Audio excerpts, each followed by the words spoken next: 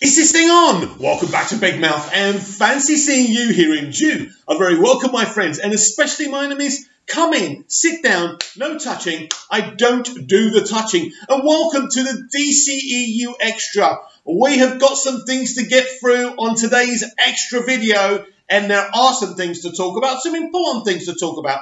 First of all, we'll talk about JoBlo.com's paragraph about Release the Snyder Cut. I think it's very, very interesting what that site had to say, so I'm bringing that to you. Then I'm going to read a CNN article that talks about the Joker movie and why single white males are very, very attracted to the movie. Then I'm going to read out the actor Josh Brolin's paragraph on his Instagram feed, which is the best thing I've absolutely heard about the Joker movie. Shall we get on with it? I think we should. So first of all, JoBlo.com has been talking about Release the Snyder Cut, and this is what they had to say.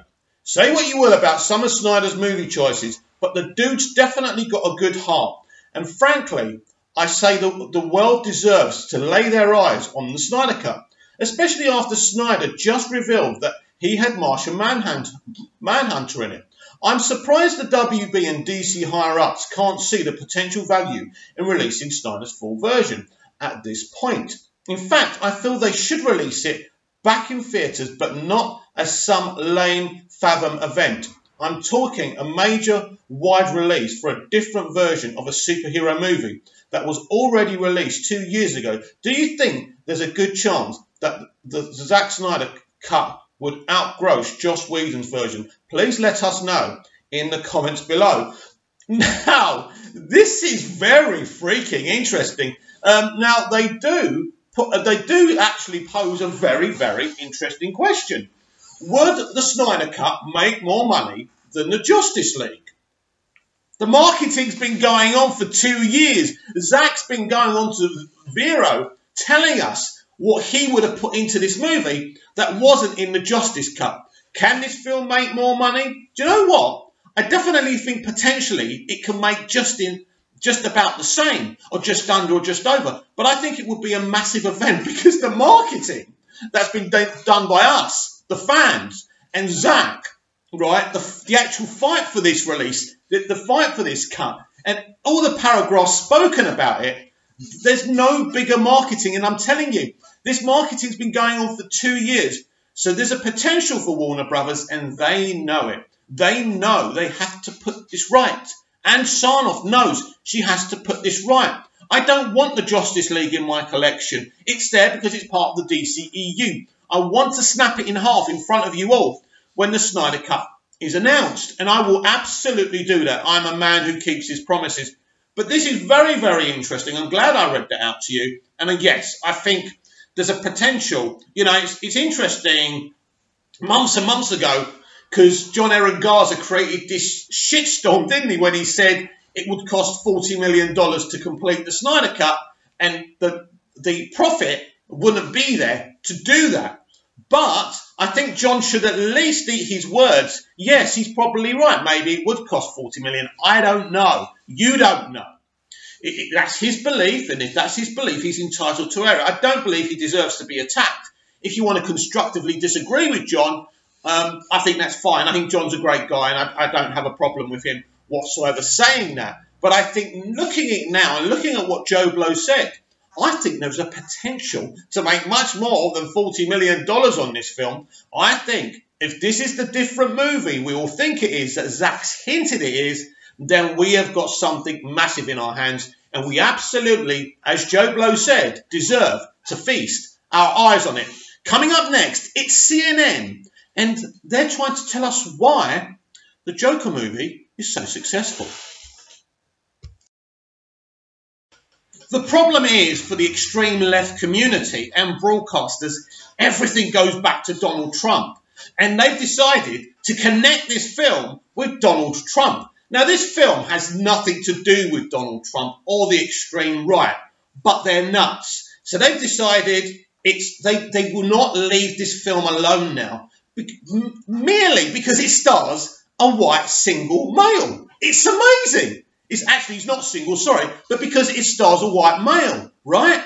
It's crazy, right? They're attacking a film. There's no bigger racism than that. And this is like I was saying on this morning's dceu Daily. It's on my homepage. Go and check it out.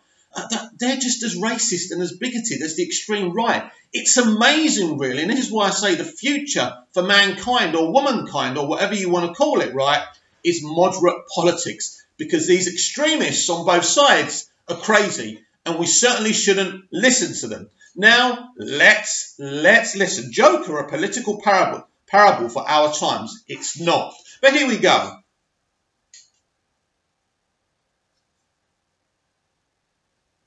Now, this is by Jeff Yan.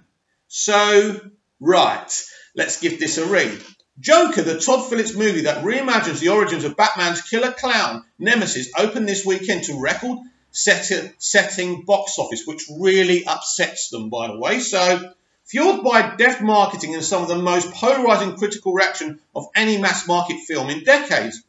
Further fueling the hype around the movie, a shocking Golden Lion win. A shocking Golden Lion! Obviously, Jeff hasn't seen the film.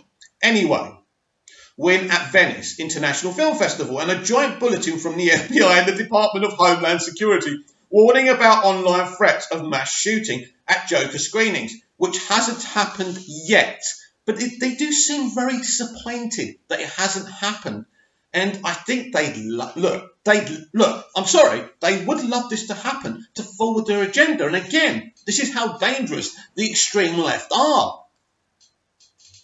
Set in a very thinly disguised New York City, Phillips' version of the Joker story has its protagonist, Arthur Fleck, a middle-aged working-class man who lives with his invalid mother. Fleck works as a clown for hire while fantasizing about romancing the lovely single mother who lives down the hall.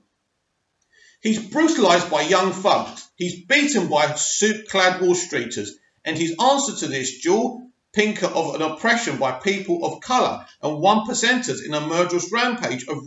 Hang on, let's go back. And his answer to this dual pincer of oppression by people of colour and 1%ers. Wow. Only an extreme leftist would put something and spin something and fictionalise something like that. Is a murderous rampage of revenge which catches fire among fellow angry citizens of Gotham and sends them looting through the streets. While many reviewers have focused on Fleck as an incel hero, his status as a sexless loner who turns to violence, the true nature of the movie's appeal is actually broader. It's an insidious validation of white male resentment that helped bring President Trump to power. Wow! Jeff is insane, isn't he? But this is delicious. We've got to keep reading this, right? Everything's about Donald Trump. Do you realise how many people have loved this movie and have been affected by this movie who don't support Donald Trump? Me especially. Joker at its core is the story of the forgotten man. A metaphoric, displaced and disenfranchised white man. You see, as I said on the dceu Daily, check it on the homepage, everyone is a box to them. A white man, a black man, a minority, a gay person. Everyone's in a box. No one's an individual. No one matters. The groups matter, but the individual person, man or woman or beast, don't matter. White man whose goodwill has been abused and whose status has been reduced. A man who has been crushed underfoot by the elite, dragged down by equality-demanding feminists and climbed over by upstart non-white and immigrant masses.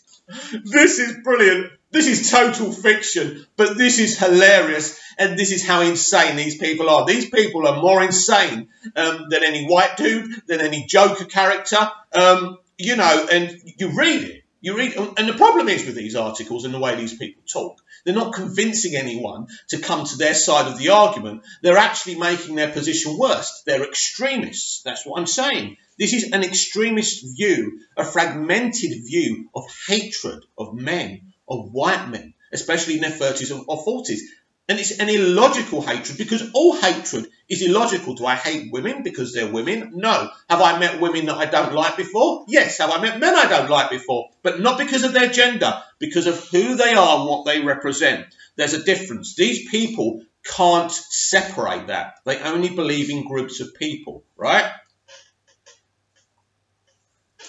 Joker shattered, well, where are we? Phillips clearly wants Joker to yank at the chains of a society that has increasingly found his shock-fueled style of storytelling less relevant and more problematic.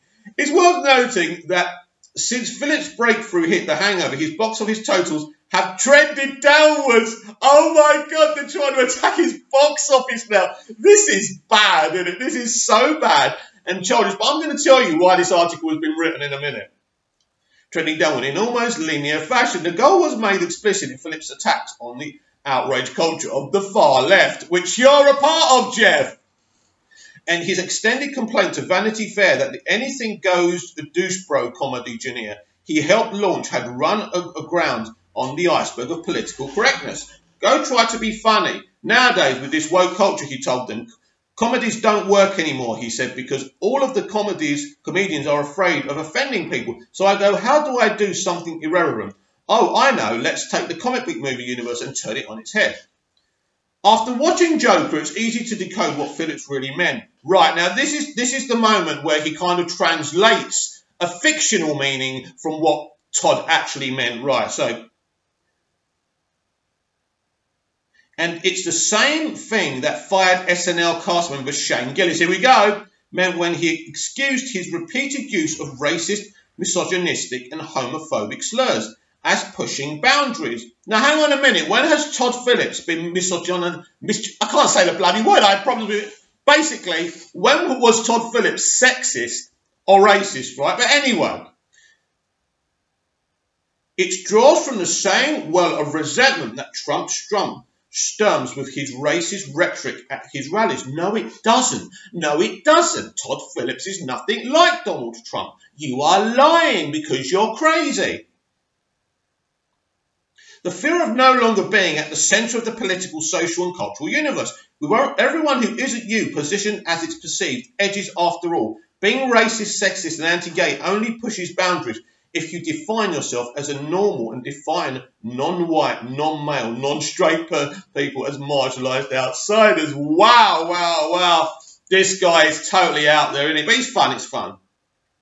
It doesn't quite seem like a coincidence that Fleck and his mothers reside in a rundown building that seems otherwise occupied by non-white tenants.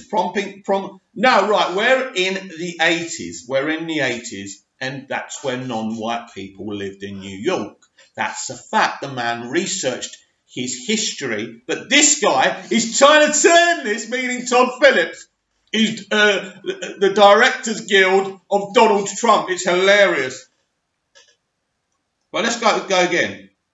Was occupied by a non-white tenant, prompting Mother Penny to assert that if her old employer, Thomas Wayne, saw how they were living, he would be disgusted, or that the movie opens with an attack on Fleck by black and Latinx youth. Oh my God. This is so bad, isn't it? Referred to by one of Fleck's yellow-white male clowns as savages and animals. Yes, the act is savage and they're animals for committing the act. Nothing to do with their culture or the colour of their skin. You are lying to perpetuate hate and fear. You are terrible. One of Fleck's fellow white male clowns as savages and animals. This man subsequently offers Fleck a gun. Got to protect yourself, he says. It also doesn't quite seem accidental that all the incidental characters Fleck encounters are black. Oh my God. The social worker who tunes him out during the counselling session. The woman on the bus who fearfully shoos him away from her toddler. The admin who tries to prevent him from getting his mother's hospital records. And its object of his desire, played by Zazie Beetz. The object of his desire! So that's a bad thing as well now, right? Anyway. In 1968, after Richard Nixon was elected president, Peter Schrag cited forgotten Americans as the primary reason for his victory. White working class voters who were once the hero of the civic books. The bone and sinew of the country, Schrag wrote. Now he's the forgotten man, perhaps the most alienated person in America. Do we think that there's not single black males or Latino males living on their own, embittered by the way the world's treated them? Of course not. It doesn't matter what colour you are. What Arthur Fleck's story doesn't represent a white man. It represents everyone who suffered like he has. But these people are so bigoted and so racist, they can't see that. Trump in his 2016 victory speech said similar homage to the forgotten men, but while Schrag points to Nixon's law and order based platform as his key appeal to the alienated forgotten white male, Trump won by using outrageous statements, theatrical posturizing and grimacing mockery to generate rapturous bomb energy. He's trying to make a connection from the far right to the Joker movie. He's failing, by the way. He just sounds insane. The very opposite of law and order, white men in particular responded to his rhetoric and seeing in him a disruptor of oppressive correctness who could lead them back to the top of the heap in the centre of the world. This isn't the first time Phillips and Trump's worlds have collided. When his last film, War Dogs, came out, Phillips said in an interview with Little White Lies, also there's a thing going on right now where the world as a whole is waking up to the fact that the system is rigged. It happens to be Trump's thing, even though Phillips notes Trump is a part of the system that created these problems. So it doesn't sound like he's very pro-Trump to me, but anyway, you carry on. At the end of the movie, a triumphant Fleck, seemingly dead but magically revived by the cheers of a throng of clown masked rioters, does a grotesque soft shoe on the top of a shattered cop car, literally dancing on the destroyed remains of the rule of law. Imagine Fleck. Oh my God! Listen to this. Oh, I'm sorry I'm taking my time with this, but this is hilarious. Imagine Fleck as Trump. Yes, he actually said that. I'm not making this up. Imagine Fleck as Trump. Shrugging off the impeachment, rebounding with his roaring red hatted supporters, winning re-election against every prediction and probability. Everything is about Donald Trump. They are insane. Phillips may not have intended for his film to be a political parable, or maybe he did, but it's hard to imagine a darker ending for our real-world horror comedy than that. Wow. Look, this is great marketing for the Joker. I don't care who goes to see it, as long as it keeps on making money. But look, this is hilarious. This is hilarious. Let me be clear. I'm a moderate left. Let me be clear, please. I am not a Trump supporter. That this man is absolutely insane because he sees President Trump in every corner, in every avenue. Every time he opens his eyes, he sees Trump. When he sees his wife, he probably sees Trump. Do you remember that episode of Friends? Was it when Chandler thinks he's seeing, I don't know, he thinks he's about to kiss someone, but he sees someone else and he's like disgusted. That's like this, right? He's obsessed with Donald Trump. How can you make a connection between a far-right extremist like Trump to this film? This film is about a human being who's been let down by society. Not a man, not a white man, a human being. Let me tell you something about this accusation that this has attracted white males. It's not true. Most of my friends are female. They're females in their 20s, 30s, 40s, 50s. Look, I attract friends all round the globe and everywhere. But I'm predominantly friends with women, which I have platonic friendships mostly with, right? And the cinemas have been full of women from all ages who have loved this film, who have understood this film, who have said to me, Mick, I know someone like this, I knew a woman like this. And a lot of women have said this to me, that if they didn't get the help they needed, this could have happened to them. This is not about men. This is not about politics. This is about people suffering from an invisible illness that you can't see, that you can't categorise. And of course, SJWs must categorise everything. The reason they hate this film is because it stars a white man and not a woman, and not a woman of colour. Would it be a problem if this kind of commentary was made from a woman of colour or from a woman? Of course not. I'd be celebrating it all the same. If they made a Harley Quinn film instead of a Joker film, I'd freaking well love it, because I don't judge things on politics and gender. I don't do that. Sane people don't do that. This gentleman needs serious help. But why did he write the article?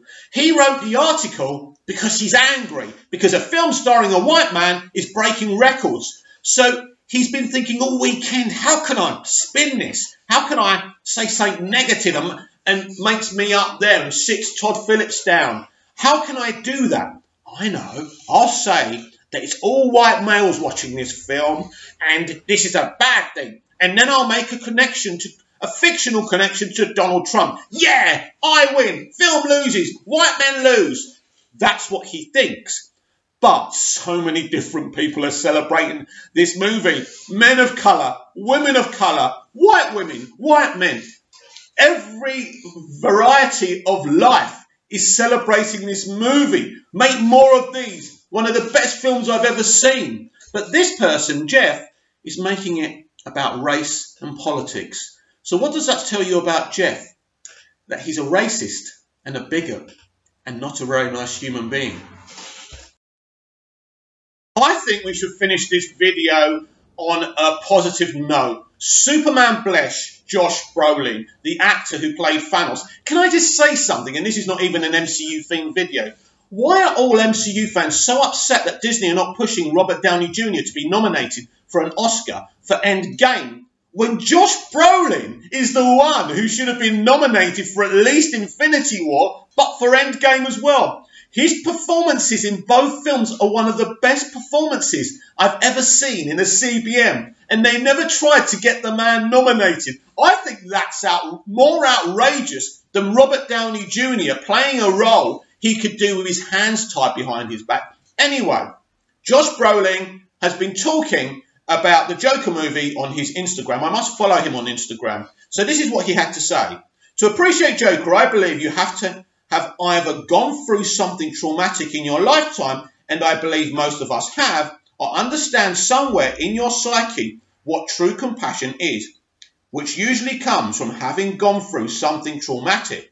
Unfortunately, an example of dangerous compassion would be to say, make a film made about the fragility of the human psyche and make it so raw, so brutal, so balletic that by the time you leave the theatre, you not only don't want to hurt anything, but you desperately want an answer and a solution to the violence and mental health issues that have spun out of control around us. This film makes you hurt, and only in pain do we ever want to change. It's all in the irony of the trauma, a fine line between the resentment of wanting to hurt society back for raping you of a decent life, for not protecting you and accepting what feels like alien feelings with softening to those others who seem freakish in our era of judgment and digital Dalmatian. Like kids in middle school, man, they can just be mean for no reason, and sometimes those awful little cliquey kids breed an evil in someone that rages much later, when everyone pretends we are all back to normal, when we all thought it had just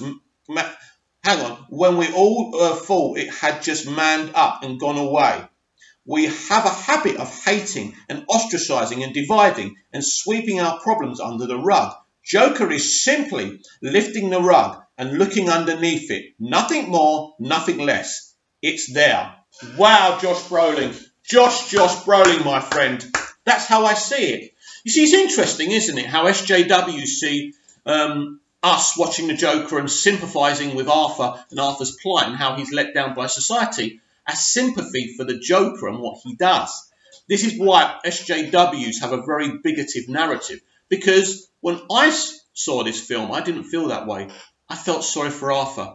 It broke my heart seeing this person, not this man, but this person that has been let down by society. The only reason he has mental problems is because his mother's boyfriend bashed him in the head so many times that he's been damaged. It's not Arthur's fault. And all poor Arthur's ever tried to do is make people laugh. That's all he wants to do, right? Shouldn't we empathise with that? Or should we just say he's an incel, he's a white male? No. We should feel sorry for him. And then, on the show, when he's with Robert De Niro, Murray, right? And he kills him. Arthur Fleck finally dies. He gives up. He gives up trying to make people smile. He gives up trying to be that nice, strange young man. That person dies and he becomes the Joker. He becomes the Joker because society has taken his ability away to fight his mental health problems that are no fault of his own, right? Right? Shouldn't I sympathise with that? Shouldn't I wish that society was better, that I was better, that you were better? Is that bad? Is that bad, SJWs, that I empathise with another human being? Because he may not be real, but there's millions of men, women, boys and girls suffering like this, being bullied at school, and something dark being created within them. This is not about culture. This is not about gender. This is about the human condition and having empathy. When he becomes the Joker, I am shocked and I am disgusted within the story and within the character, with what he does. I don't sympathise with him. I'm not cheering him. I think it's a compelling story. It's a compelling story where a guy is one thing, then he's so broken, he becomes another. This is a factual human story that happens every day in the world you live in. And we don't seem to care. No. And Josh Brolin has absolutely summed the whole thing up. So thank you, Josh. You spoke beautiful, honest words, and words without hate or condemnation. And that, my friends, is what SJWs are all about. So any extremism from any side is a bad thing. And we need to be prudent, and we must have love in our hearts and have empathy for human beings and try and help them before something dark happens to them. So, did you enjoy the video? Comment down below. What do you think about what Joe Blow said about the Snyder Cut? I think there's a chance for that film to make a hell of a lot of money. And I believe that Warner Brothers are looking at it and something's going to happen. I've just got a lot of noise in my ears about the Snyder Cut right now, which I really can't discuss. But this is what I'm saying to you. Definitely going to be released. What did you think about the CNN article about the Joker? Did you find it as insane and as hilarious as I did? Do you disagree with me? Please comment down below. Try and be polite. And what do you think about what Josh said about the Joker movie? I think it was amazing and it really humbled me. Sorry I got a bit emotional, but this is a very emotional issue for me and a personal issue for me. So I'll be back in the next video probably tomorrow.